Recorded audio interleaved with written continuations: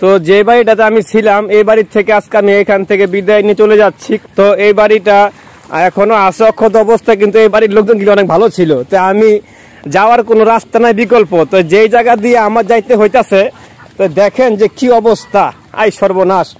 এদিক দিয়ে আমি এখন এই রাস্তাটা পার হবো আর কি।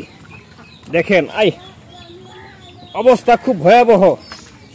আসলে এখানে না আসলে বুঝতে পারতাম না যে মানুষের কত দুর্দশা এবং মানুষ কতটা কষ্টে আছে। দেখেন দেখেন কি রাস্তা দিয়ে আমার যাইতে হইতাছে।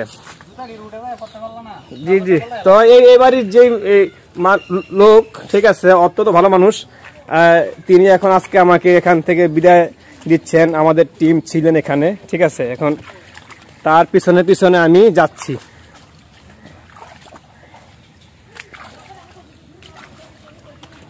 দেখেন কোন জায়গা দিয়ে যেতে হচ্ছে আর কি। আসেন আসেন, এদিক দিয়ে আসেন।